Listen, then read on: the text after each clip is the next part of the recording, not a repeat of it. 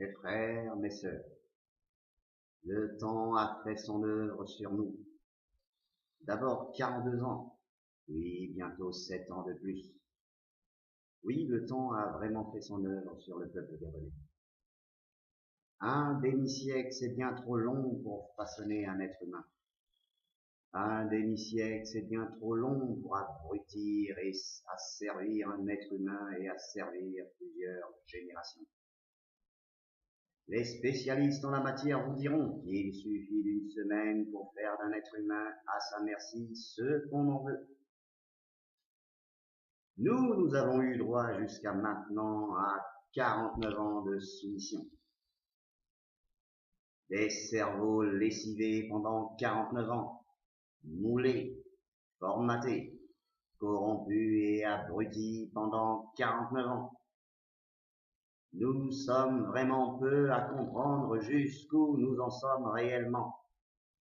Nous sommes vraiment peu à savoir ce que nos frères et nos sœurs, nos filles et nos fils, nos pères et nos mères sont devenus.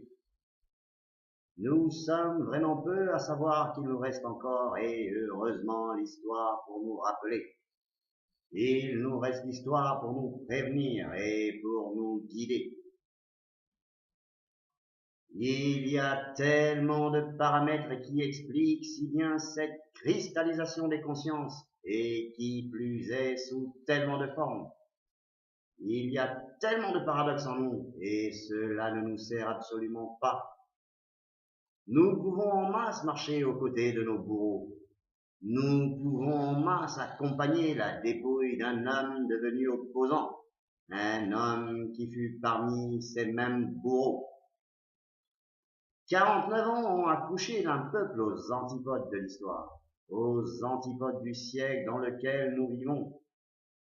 Après un demi-siècle d'asservissement, je peux voir meurtri dans mon peuple tellement de moutons ignorants, tellement de passifs savants, autant de corrompus asservis et d'utopiques embrigadés.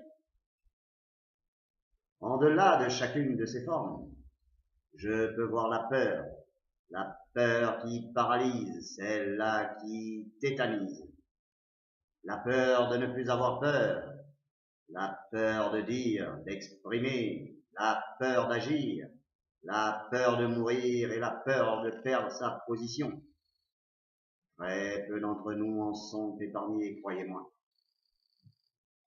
Après humble et maintes réflexions, j'ai même fini par croire qu'il ne nous restait plus que les dieux pour nous sortir de cette torpeur, la divine étincelle qui ferait jaillir cet élan de révolution, l'événement qui changerait à tout jamais notre destinée, cet homme ou cette femme de vérité qui s'élèverait au-dessus de tous nos espoirs, au-dessus de toutes nos peurs, cet homme nouveau ou cette femme nouvelle qui nous ferait enfin connaître notre heure.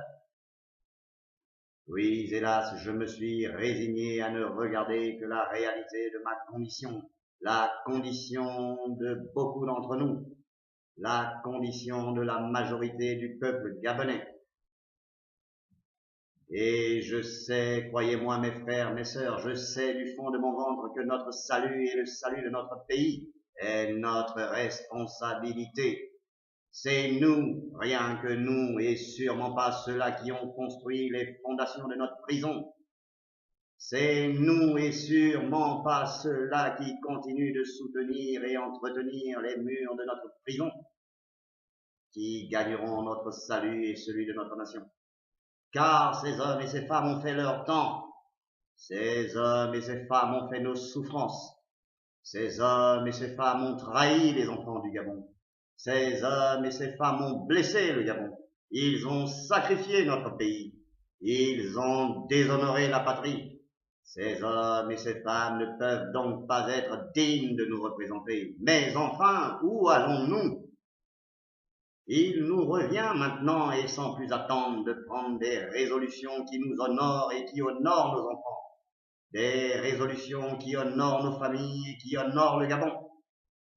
Il nous revient maintenant, et sans plus attendre, de prendre des mesures allant dans le sens de la liberté du Gabon. Il revient à ceux et à celles qui savent ceux et celles qui veulent le nouveau Gabon, la charge et la responsabilité de réclamer par tous les moyens non violents les conditions qui nous permettront de laver notre linge sale en famille et de poser les nouvelles fondations du Gabon que nous voulons. Dans la peur, mes frères, mes sœurs, nous ne verrons pas notre heure. Dans la peur, croyez-moi, nous ne connaîtrons pas le bonheur. Ce ne sera pas notre nombre qui déterminera notre victoire, mais la force et la noblesse de notre combat. Je vous remercie.